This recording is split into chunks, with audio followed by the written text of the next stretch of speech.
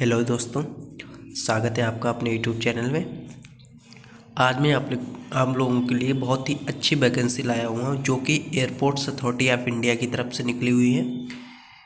ये आपका नोटिफिकेशन 7/11/2025 को आउट हुआ था और ये आपके एयरपोर्ट अथॉरिटी ऑफ इंडिया में RCDU न्यू दिल्ली में जो है जॉब करने का बहुत ही अच्छा अपॉर्चुनिटी है।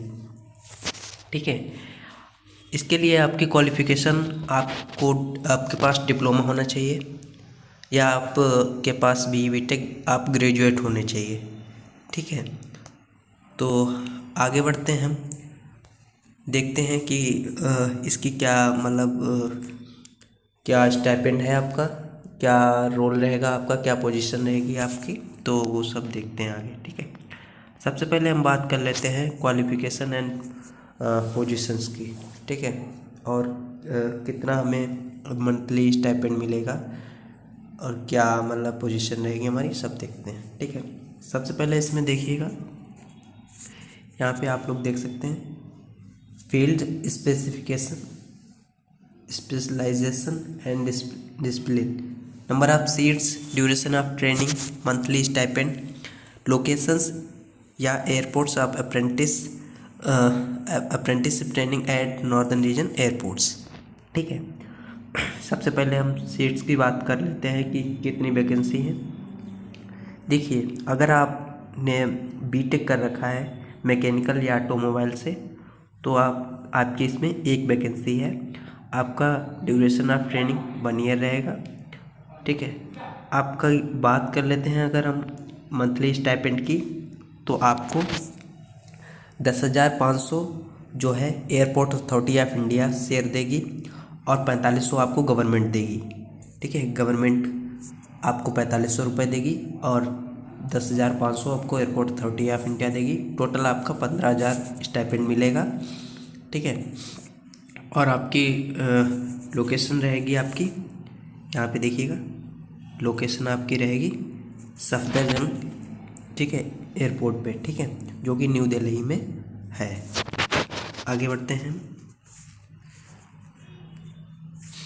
देखिए आगे अन्य वैकेंसी देखिए, same as graduate in electronics and communication या इलेक्ट्रॉनिक्स एंड इंस्ट्रूमेंटेशन या ट्रिपल ई। ठीक है, अगर आपने BTech कर रखा है आपने इलेक्ट्रॉनिक्स एंड कम्युनिकेशन में, तो आप इसमें अप्लाई कर सकते हैं और आपकी 2 वैकेंसी रहेंगी। या आप ग्रेजुएट हैं इन एरोनॉटिकल या एयरक्राफ्ट मेंटेनेंस में, तो आपकी 1 वैकेंसी आप इसमें अप्लाई कर सकते हैं। या आपने BCom कर रखा है, BA कर रखा है, BSc BBA कर रखा है, तो इसमें 5 वैकेंसी हैं। ठीक है, 1 साल के लिए आपका टाइम पीरियड रहेगा। ग्रेजुएट इन कंप्यूटर साइंस या IT या BCA अगर आपने कर रखा है तो उसमें आपकी 1 वैकेंसी है, आप इसमें ईजिली अप्लाई कर सकते हैं। अब हम बात कर लेते हैं डिप्लोमा के लिए। तो डिप्लोमा में आपका, अगर आपने डिप्लोमा मैकेनिकल से कर रखा है या ऑटोमोबाइल से कर रखा है तो आपकी 1 वैकेंसी है, आप इसमें अप्लाई कर सकते हैं। आपका स्टाइपेंड रहेगा 12,000, जिसमें से 8,000 रुपये आपका airport authority of India provide कराएगी और बाकी का 4,000 वो गवर्नमेंट शेयर आपको गवर्नमेंट देगी। ठीक है, उसके बाद हम देख लेते हैं डिप्लोमा इन मटेरियल मैनेजमेंट। इसमें आपकी 2 वैकेंसी हैं, टाइम पीरियड सेम रहता है, 1 साल की अप्रेंटिसशिप होती है। या आपने डिप्लोमा कर रखा है इलेक्ट्रॉनिक्स एंड कम्युनिकेशन या इलेक्ट्रॉनिक्स एंड इंस्ट्रूमेंटेशन या ट्रिपल ई में, तो आप इसमें अप्लाई कर सकते हैं। आपकी 7 वैकेंसी रहने वाली हैं। Total number of vacancies 20। ठीक है, total number of vacancy 20 vacancy हैं, 10 ग्रेजुएट की और 10 डिप्लोमा की। ओके,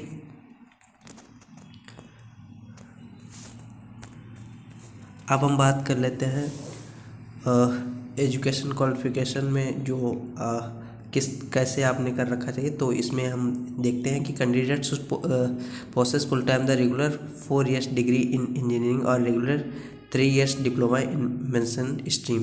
ठीक है, तो आपका 4 साल का डिग्री होना चाहिए और 3 साल का आपका डिप्लोमा होना चाहिए, जो कि अप्रूव्ड होना चाहिए, रिकॉग्नाइज्ड होना चाहिए बाय AICTE। ठीक है, या अगर आपका 3 ईयर का डिप्लोमा है तो UPBT या AICTE से आपका रिकॉग्नाइज्ड होना चाहिए। ठीक है, कंडीशन रहेंगी, वो कंडीशन आप पढ़ लेना। मैं आपको नोटिफिकेशन की लिंक आपको डिस्क्रिप्शन में दे दूँगा, ईजिली इसको पढ़ के समझ के आप इसमें अप्लाई कर सकते हैं। मोड ऑफ सिलेक्शन की बात कर लेते हैं कि किस तरीके से सिलेक्शन हो गया। देखिए, आपको इसके लिए कोई भी एग्ज़ाम नहीं होगा, बिना एग्ज़ाम आप जो है इसमें अप्लाई करेंगे। अप्लाई करने के बाद आप शॉर्ट लिस्टेड होंगे आपके डिप्लोमा या डिग्री के परसेंटेज के बेस पे, ठीक है। तो देखिएगा इसमें provisional selection of candidate would be merit based, यहाँ पे देखिएगा, and decision of AI shall be final and binding, ठीक है। तो वही बात है, आप मेरिट बेस्ड पे आपका सिलेक्शन होगा, आपको बुलाया जाएगा, इंटरव्यू होगा, आफ्टर डेट आपका जो है डीवी होगा, बस आप जो है आप इसमें सेलेक्ट हो जाएंगे। The final selection will be based on interaction verification of certificate, ठीक है, testimonial and the submission of medical fitness certificate at the time of joining, ठीक है। आगे देख लेते हैं, the short listed candidate will be called for interaction, ठीक है, या document verification through their registered email IDs only, so always keep their email ID active and regularly check their emails inbox and spam folders, ठीक है। तो ये आपका process था कि किस तरीके से आपको इसमें अप्लाई करना है और क्या क्या आपका क्राइटेरिया रहेगा, ठीक है। कैंडिडेट पास डिग्री डिप्लोमा 2021 से 2021 के बाद अगर आपने डिप्लोमा या डिग्री कर रखी है तो आप इसमें एलिजिबल है। एज लिमिट आपकी 27 ईयर्स एज 24/11/2025, ठीक है।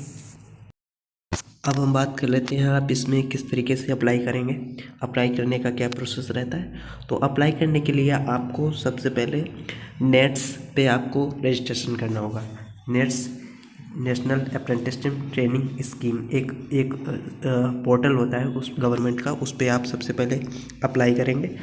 वहाँ मतलब सबसे पहले उसमें रजिस्ट्रेशन करेंगे। रजिस्ट्रेशन करने के बाद आप उसमें जाके और एआई सर्च करेंगे तो आपको ये वैकेंसी मिल जाएगी, वहाँ से आप इसको इजीली अप्लाई कर देंगे। आगे मैं आपको वो भी दिखा दूंगा किस तरीके से अप्लाई करेंगे, ठीक है। आपको इस पोर्टल की लिंक मैं डिस्क्रिप्शन में दे दूंगा, आप वहाँ से जाके इस पर रजिस्ट्रेशन कर दीजिएगा। जो भी अन्य गवर्नमेंट या प्राइवेट लिमिटेड कंपनी या लिमिटेड कंपनी या जो भी पीएसयू कंपनी होती हैं सबकी अप्रेंटिसशिप की मतलब जो भी वैकेंसी होती हैं सब उसी पे निकलती हैं, नेट्स पे ही, ठीक है। तो एयरपोर्ट अथॉरिटी की अन्य किसी एयरपोर्ट पे जो वैकेंसी निकलेंगी अप्रेंटिस के लिए तो उसी पोर्टल पे निकलेंगी, ठीक है। तो आप वहाँ से जाके इजीली अप्लाई कर देना। एक बार रजिस्ट्रेशन होगा आप इजीली जाके वहाँ से किसी भी कंपनी में अप्लाई करेंगे, वहाँ इजीली अप्लाई हो जाएगा, ठीक है। अब हम बात कर लेते हैं कि आपको पोर्टल पे अप्लाई करते टाइम क्या क्या चीज़ें आपके पास होनी चाहिए और क्या क्या चीज़ें आपकी उसमें स्कैन कॉपी में आपके पास होनी चाहिए, ठीक है। तो देखिएगा यहाँ पे सबसे पहले आपके पास ये चेकलिस्ट देख लीजिएगा। यूनिवर्सिटी का रजिस्ट्रेशन नंबर, रोल नंबर या इनरोलमेंट नंबर आपके पास होना चाहिए, जो कि डिप्लोमा और डिग्री के पास होता है जो भी स्टूडेंट है। या आपके पास फाइनल डिग्री डिप्लोमा सर्टिफिकेट या आपके पास जो भी मार्कशीट है वो होनी चाहिए, वो भी आपका PDF की फॉर्मेट में 1 MB से कम होना चाहिए, ठीक है। उसके बाद name of college, percentage of marks और CGPA आपके पास मार्क्स मतलब परसेंटेज आप जो भी आपका फाइनल में मेरिट बनी है कितना नंबर आया है उसका परसेंटेज निकाल लीजिएगा या CGPA में निकाल लीजिएगा। आपने किस ब्रांच से कर रखा है, ठीक है, डिप्लोमा या डिग्री, मंथ ऑफ पासिंग, किस साल आप पास हुए हैं, आधार कार्ड नंबर, ठीक है, बैंक डिटेल आपके पास स्कैन कॉपी होनी चाहिए, ठीक है। उसके बाद देखिएगा यहाँ पे और आगे हम बात कर लेते हैं। उसके बाद आपके पास वैलिड ईमेल आईडी या मोबाइल नंबर होना चाहिए जो कि OTP से वेरीफाई होगा। उसके पास आपके पास एक पासपोर्ट साइज फ़ोटो होनी चाहिए स्कैन कॉपी, ठीक है, कम से कम 1 MB से कम हो, ठीक है। आप इसमें रजिस्ट्रेशन कर पाएंगे इजीली। यहाँ पे देखिएगा, यहाँ पे the following of have details दी गई है। ये बेसिक चीज़ है। आप जब इसमें बेसिक डिटेल आपका name, father's name, Aadhaar number, ये तो बेसिक है। Educational course, institute, communication information, address या मोबाइल नंबर, जो भी किस तरीके से आपसे कम्युनिकेट करेंगे।